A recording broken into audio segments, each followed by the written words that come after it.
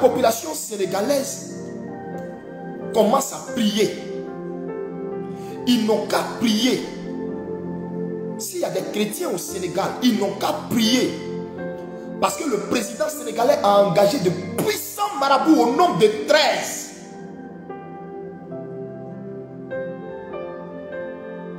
Au nombre de 13. Il ne fallait pas qu'il soit 11. Il ne fallait pas qu'il soit 7.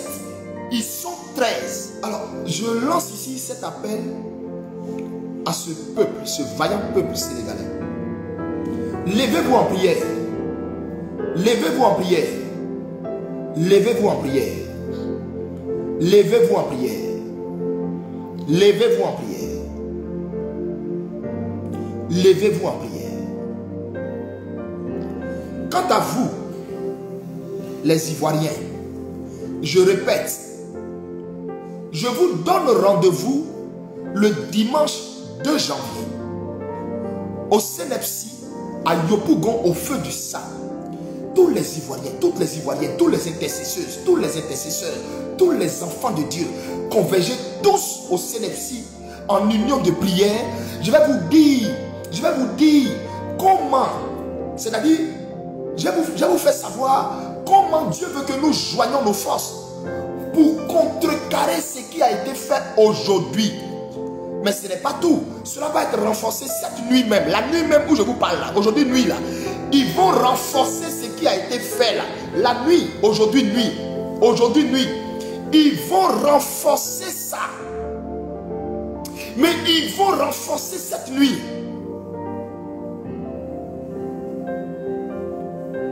Vous avez fini de manger la viande, non? Alors que vous serez endormi. Ils vont renforcer cette nuit là.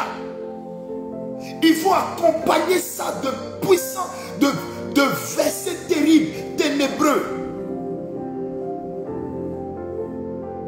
Frère,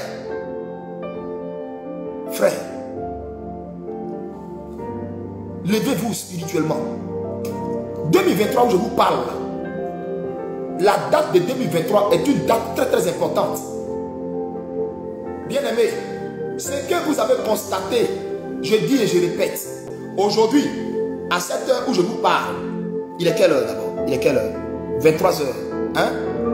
À cette heure où je vous parle, aux environs de 2 heures, de 2 heures jusqu'à 3h30, 4 heures, jusqu'à 3h, 4h00, ils vont amplifier ça avec de lourds zikrs, de lourdes incantations.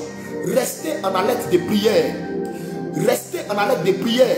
Détruisez toute incantation qui va se lever contre notre nation. Tout alourdissement, tout assoupissement. Levez-vous, foudroyez tout ça. Restez en alerte de prière. Tenez-vous sur la tour. Restez en alerte de prière. Foudroyez tout ça. Foudroyez tout ça. Détruisez tout ça. Vous avez fini de manger, non? Donc qu'est-ce qu'ils vont faire? Ils vont appeler, comment on appelle? Vous avez fini de manger leur viande. Mais tu es ivoirien. Donc du moment où tu es ivoirien, quand ils vont appeler l'âme des Ivoiriens, il se trouve que ton esprit aussi va se retrouver là-bas. Et puis, ils vont faire des incantations. Avec ces incantations-là, écoutez-moi très bien, avec ces incantations-là, hein, ils vont attacher avec un chapelet. Mais en fait, c'est un petit chapelet, mais en réalité, c'est une corde, mais une très longue corde qui va sur des kilomètres et des kilomètres. Ils vont attacher, au point où les gens vont être lourds. Au point où personne ne pourra dire quoi que ce soit. C'est moi, c'est ce que je vous dis là, notez. Notez. On est dans une lourde guerre spirituelle. C'est pas du jeu. Hein. Les envahisseurs, Satan et ses agents se sont levés, ils ont visé la Côte d'Ivoire depuis longtemps parce qu'ils savent que la Côte d'Ivoire a été choisie pour le réveil des derniers temps. Après ça vient l'arrivée de Jésus-Christ. Est-ce que tu viens de comprendre ce que j'ai dit?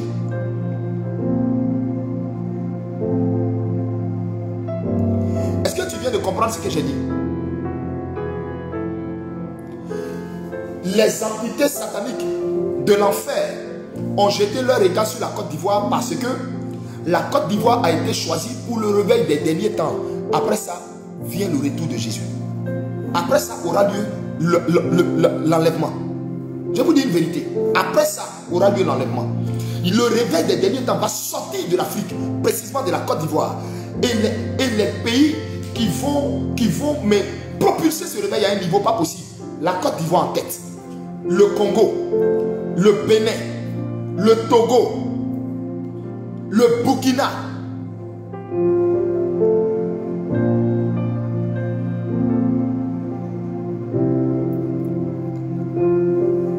Il y a 7 pays, il y a 7 pays. Il y a 7 pays. Il y a 7 pays. Donc, suivez-moi. Donc, du coup, par rapport à ça, ils ont jeté depuis longtemps leur dévolu sur la Côte d'Ivoire. Vous ne savez pas que le monde spirituel, avant même que les choses commencent à prendre forme, on voit ça déjà dans le monde spirituel. Vous ne savez pas ça. Avant même que Jésus devait naître, une étoile était affichée dans le ciel. Maintenant, ce que vous ne savez pas, est-ce que vous savez l'étoile qui a annoncé la venue de Jésus, qui était dans le ciel là? L'étoile là, vous savez l'étoile était là depuis combien de temps? Quand vous lisez la Bible, on a comme l'impression que l'étoile est sortie peut-être le même jour ou 2 jours avant la venue de Jésus. Je suis désolé, faites bien des recherches bibliques. Faites bien des recherches bibliques. L'étoile que vous voyez qui a accompagné les mages, ce n'est pas sorti 2 jours avant. Hein. L'étoile n'est pas sortie 2 jours avant. D'abord, je vais vous donner même un truc très simple par lequel ça va attirer votre attention. Regardez, on nous dit des mages d'Orient. C'est pas ça. Donc, ils sont quittés en Orient. Ils sont quittés dans un pays de l'Orient. Et les gars devaient aller à Jérusalem. Vous savez comment à l'époque les gens voyageaient. Il n'y avait pas de voiture. Il n'y avait pas d'avion. Donc, comment ils voyageaient? Et la Bible a précisé, ils venaient à dos de chameau. Vous savez très bien que le chameau, ce n'est pas le cheval. Le cheval est plus rapide que le chameau. Le chameau prend son temps. Vous comprenez? Donc, ils sont montés sur le dos du chameau. Et puis, ils ont commencé à voyager. C'est comme, imaginez-vous, tu quittes Abidjan. Et d'Abidjan, tu dois aller jusqu'au Cameroun. En chameau.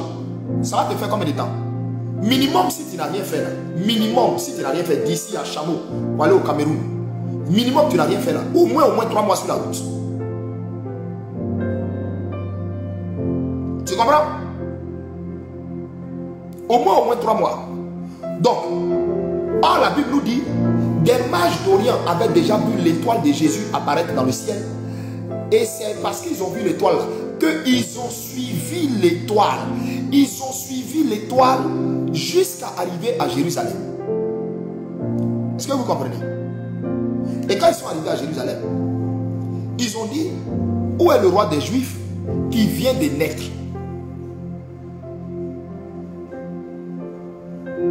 Vous comprenez? Or, s'ils disent où est le roi des Juifs qui vient de naître, ça veut dire Jésus venait de naître. Ça dit tout au plus aujourd'hui ou hier ou la veille. Et puis eux ils étaient arrivés. Or eux ils ne peuvent pas se taper ce trajet là de là-bas jusqu'à aujourd'hui. C'est pas possible. Donc combien de temps ils ont marché? Donc l'étoile était en fait affichée dans le ciel il y a bien longtemps. C'est ça qu'ils ont vu. Et ça les a interpellés qu'il y a un grand événement qui va se passer en Israël. Allons là-bas. Voilà comment ils ont commencé à suivre l'étoile jusqu'à pour arriver. Donc je vais vous dire, dans le monde spirituel, il y a des choses qui se passent. Vous devez comprendre le monde spirituel. Et l'étoile de la Côte d'Ivoire a été repérée depuis le monde spirituel. Et tous les satanistes savent que la Côte d'Ivoire a été choisie pour abriter le réveil, mais le plus glorieux qui va sortir de l'Afrique et bouleverser le monde. Je ne dis pas ça pour vous faire plaisir, Ivoiriens. Je suis en train de vous dire que vos enfants ont été choisis pour porter Dieu. Vos filles ont été choisies pour porter Dieu. Et ce n'est pas une petite affaire. Donc il y a un combat dans le monde spirituel. De toute façon, quand Jésus-Christ est descendu en Israël, les entités spirituelles ont poussé le roi Hérode à tuer tous les premiers-nés pour chercher à détruire ce réveil bouleversant qu'Israël devait connaître là. C'est comme ça. Les forces des ténèbres sont agrippées sur la Côte d'Ivoire. Et nous devons nous lever. Nous devons nous lever. Nous devons rester vigilants. On ne dit pas non, on a fini de prier, c'est fini, Dieu va faire. Je suis désolé, c'est ce qu'il tout le temps votre libération tarde. Votre libération spirituelle tarde. Votre libération spirituelle tarde. Parce que vous vous laissez, vous finissez de prier, vous êtes zélé une semaine, après plus rien.